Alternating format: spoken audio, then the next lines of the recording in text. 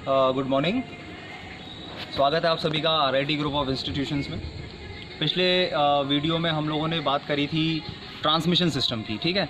तो हम लोगों ने आपको बताया था कि जनरेटिंग स्टेशन से ट्रांसमिशन स्टेशन तक कैसे बिजली पहुंचाई जाती है। हमने सारे एक्सेसरीज़ उपकरणों की बात करी थी, पोल्स की बात करी थी, ठीक है।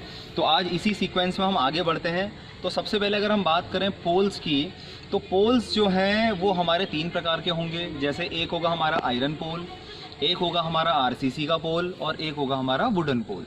आपको मैंने पिछले वीडियो में भी बताया था कि वुडन पोल का प्रयोग वहाँ किया जाता है जहाँ पर टेम्परेरी व्यवस्था की जाती है। वुडन पोल टेम्परेरी है। अच्छा, वुडन पोल जो होंगे उनके साथ एक दिक्कत और है कि वो धूल, धूप, नमी, बारिश में एकदम डायरेक्ट संपर्क में आते हैं, इसलिए उनके बाहर एक परत चढ़ाई जाती है वार्निश की, जिससे कि उनको प्रोटेक्ट किया जाता है। लेकिन वो भी कुछ हद तक ही प्रोटेक्शन दे पाते हैं और पोलों के सड़ने का सिलसिला शुरू होता है।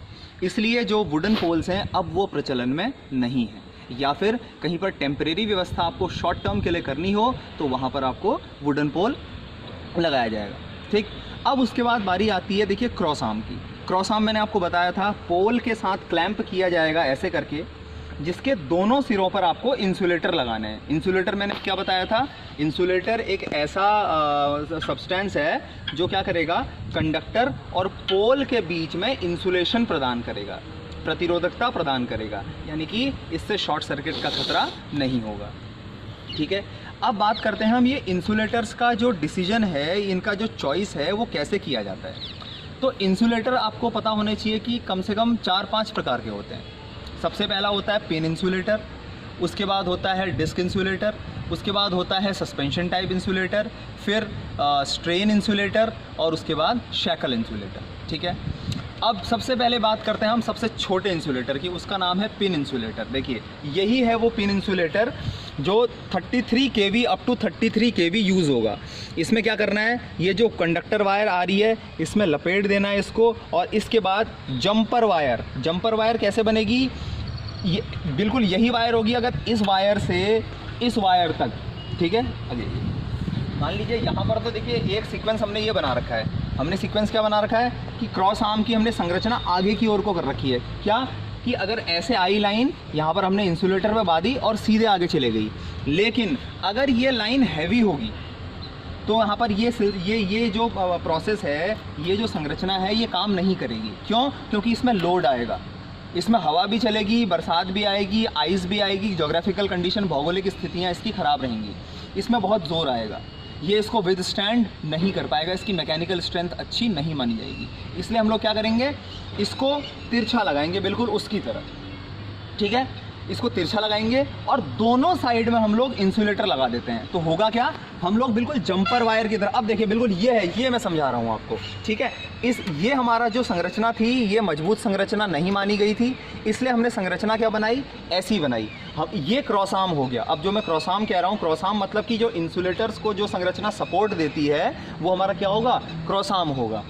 एक इंसुलेटर यहाँ लगाया, एक इंसुलेटर यहाँ लगाया, यहाँ पर से आने वाली लाइन जो है इस इंसुलेटर पे हमने बांध रखी है। उसके बाद आगे को जो हमको लाइन कैरी करनी है वो इस इंसुलेटर पे बांध के हमने आगे को कैरी कर रखी है। अब बारी आती है कि भाई ये लाइन अलग हो गई, ये लाइन अलग हो गई, तो इन दोनों का आपस में कनेक्शन कैसे करा जाएगा, कैसे जोड़ा जाएगा इनको आपस में, क्योंकि ये तो अलग अलग हो गए।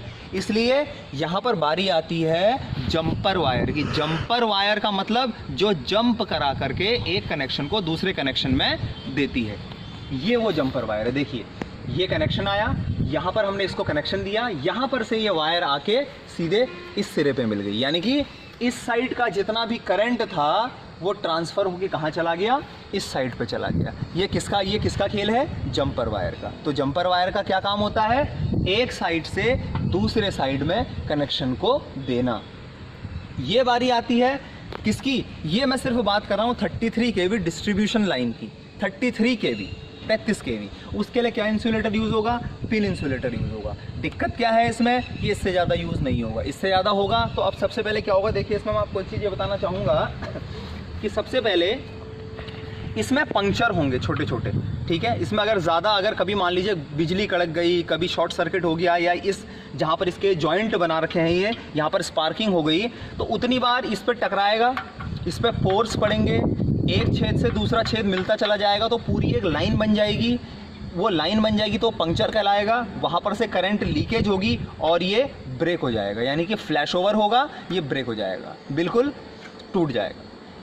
33 kV तक इसकी लिमिट है। अब 33 kV से ऊपर अगर हमको लगाने हैं तो हमको चाहिए अलग अलग टाइप के इंसुलेटर। देखिए यहाँ पर मैंने आपके पास एक इंसुलेटर लगा रखा है, ये हमारा इंसुलेटर है,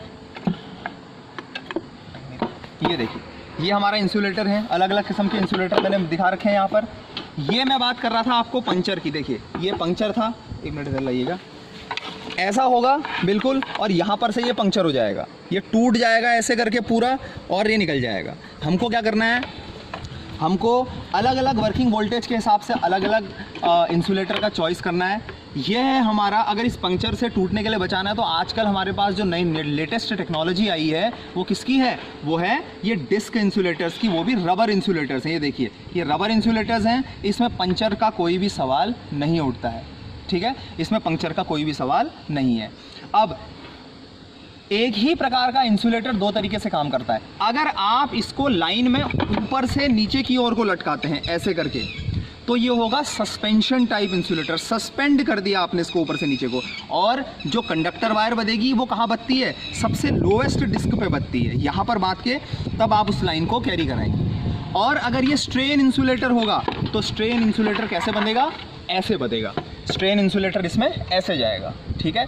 ये किस में कहाँ यूज़ होता है, जहाँ पर आपको एल शेप के जॉइंट्स चाहिए, ठीक है, जहाँ पर एल शेप के जॉइंट्स चाहिए होंगे वहाँ पर आपको, देखिए जैसे मान लीजिए यहाँ से आइएगा, जैसे मान लो आपको यहाँ पर से ये लाइन इधर से इधर को लानी है, तो ये लाइन इधर आई, इसको यहाँ पर बांधा और ये यहाँ पर से कैरी करके चला गया, ये आपका हो गया स्ट्रेन इंसुलेटर। शैकल इंसुलेटर में क्या होगा, क्लैंप होगी। एक हिसाब से आप ये कह सकते हैं कि अगर इस इंसुलेटर का साइज़ मैं थोड़ा सा बड़ा कर दूं और यहाँ पर लोहे की एक क्लैंप लगा दूं ऐसे करके, जैसे बिल्कुल ये क्लैंप है ऐसी वाली, ये बिल्कुल ये क्लैंप है, इस क्लैंप को अगर मैं ऐसे लगा दूं और उसके आगे पर मैं इसको लगा दूं तो ये शैकल इंसुलेटर हो गया। ये पुराने ज़माने में ये इंसुलेटर यूज़ किए जाते थे। तो ये आपके सारे प्रकार के आज मैंने आपको इंसुलेटर बताए हैं। अगली वीडियो में हम बात करेंगे अंडरग्राउंड केबल की, क्यों यूज़ करते हैं हम लोग अंडरग्राउंड केबल और क्या उनका यूज़ है, क्यों उनको यूज़ किया गया था और कहाँ कहाँ पर उनका यूज़ किया जाता है। तब तक आप इस वीडियो का रिवीजन अच्छे से करिएगा और अपने हिसाब से जैसा भी समझ में आता है आप इसके नोट्स बनाइएगा। Thank you.